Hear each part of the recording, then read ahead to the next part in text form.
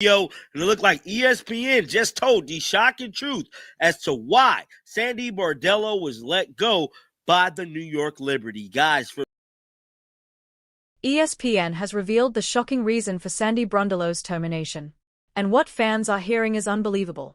With a title in hand, the Liberty's most successful coach abruptly showed up. We now understand why. The causes are as chaotic as they are crazy. And the WNBA's future is completely altered by this. The New York Liberty have let go Sandy Brondello. Well, in their terms, they will not renew her contract. In our eyes, they parted ways. She was fired, essentially. But not as bad as being fired, I guess. But that's just how we talk out here. Nonetheless, I'm shocked. She's been a coach there for 4 seasons. You look at the past 3 seasons, she made it to the finals in her 2nd season. She won the finals in her 3rd season, and they lost in round 1 this year. Outside looking in, you look at this franchise and you see that's a successful franchise. New York is a powerhouse in the W right now. So what is the issue? What is the front office looking at? What are the ownership? ESPN is the one carrying the flame after the headline is dropped. The most successful coach in Liberty history, Sandy Brondello, left the team a year after winning a title. In the belief that it is a typo, fans rub their eyes. This isn't a dream, though. The WNBA is demonstrating how brutal front offices can get when ego and power take over. Let's examine what ESPN disclosed in detail. Because basketball isn't the only topic here. It has to do with pressure, politics, and a team attempting to outshine the league. ESPN claims that this dismissal wasn't a sentimental choice following a poor postseason run. It had been simmering for some time. Yes, exactly. Had she not won the title, Sandy Brondello might have been eliminated the previous year. Winning the title, what exactly led to the parting of ways between the Liberty and Sandy Brondello here? Well, Malika, I know you guys talk about this a lot in the NBA and in other sports, but it was really championship or bust for New York and for Sandy Brondello. And in fact, if they hadn't won the championship last year, we might have been having this conversation a year ago, which is maybe a little startling to fans outside, given how, excuse me for those noises, for how impactful she'd been for that franchise. But that is how bullish this organization is in New York and how their ownership and management really are looking to just continue upon that success that they are. Now, how does that make sense? I'm not sure about you. When you employ a coach, she rebuilds your team, leads you to new heights, wins more games than any other Liberty coach in history, wins you a title, and gives you a pink slip as a thank you gift. It would be equivalent to ordering a steak, eating it thoroughly, and then returning it because the dish wasn't sufficiently hot. It doesn't make any sense, and ESPN essentially validated to have. And so I think for New York moving forward, I would expect them to really, again, be bullish in who they go after. We know that they are a WNBA franchise that invests a lot in a lot of resources, a lot of financial, capital into these decisions. So I think it wouldn't be shocking, though, if they decide to go after maybe someone in the NBA, someone that we might be a little bit more of a non-traditional hire. I do think Sandy Brondello has a great shot of getting hired again. We know what she has done in this league.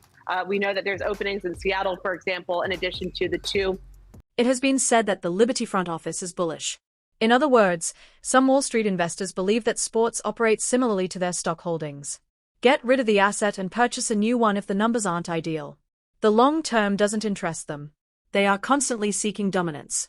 They will also look for someone they believe can provide it to them on demand if you are unable to do so. The plot takes a crazy turn at this point, though. It wasn't only winning for Brondello. She was doing it while juggling significant problems beyond her control. Injury sustained during the playoffs.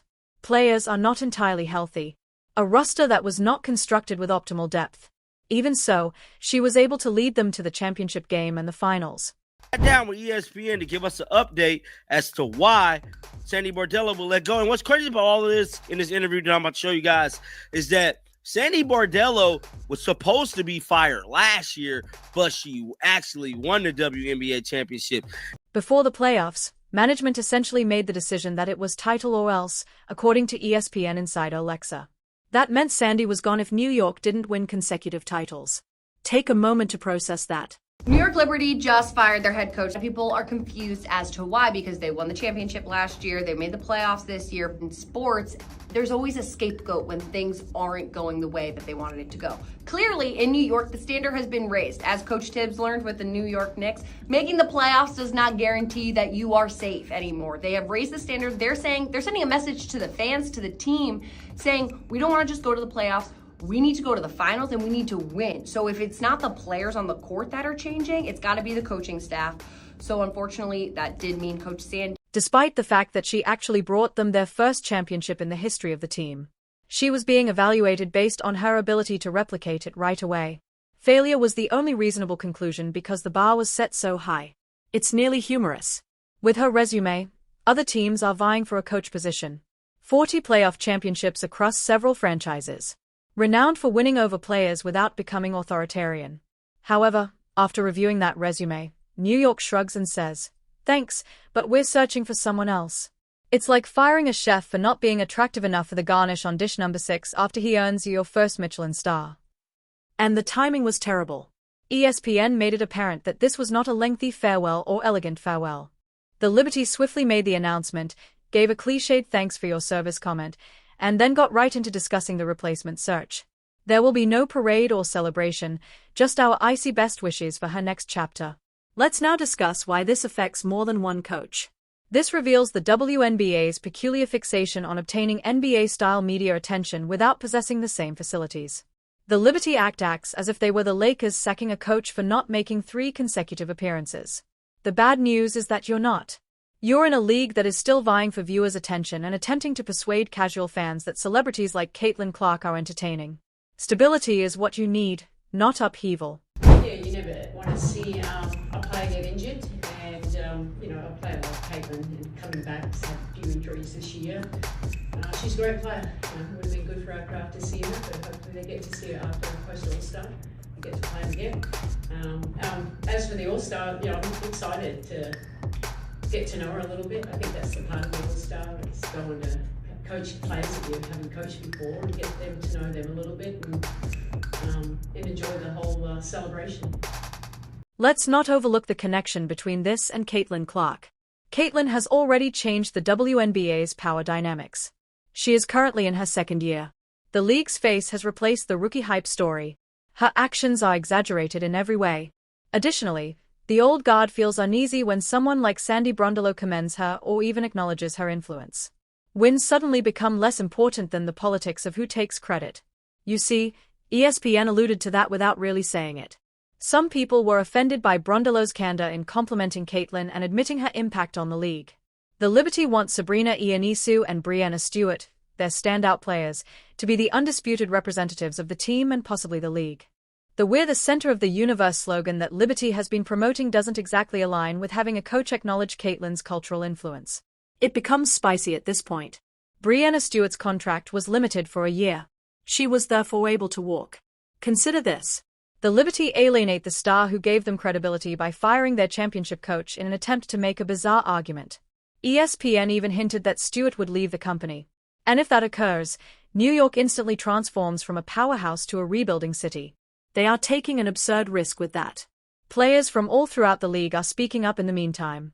What's important is that Becky Hampton stated unequivocally that she didn't appreciate the move. When a highly renowned coach in the choice of the game is yours. Trash without actually saying trash, you should probably reconsider the decisions you have made in life. However, the Liberty aren't paying attention. Pretending to be chess masters when they are really only flipping the board is keeping them too occupied. Then comes the more significant query. Who takes Sandy's place? According to ESPN, the Liberty may even consider seeking NBA support in addition to WNBA support. Indeed, nothing conveys stability more than giving a coach who has never overseen a WNBA locker room a roster full of veterans. Giving someone the keys to a Formula One car after they have only ever driven a go-kart is equivalent to that. Although it's careless, large splash maneuvers are popular in New York. All of this is ironic because Sandy Brondello will almost definitely end up on her feet. Seattle is home too.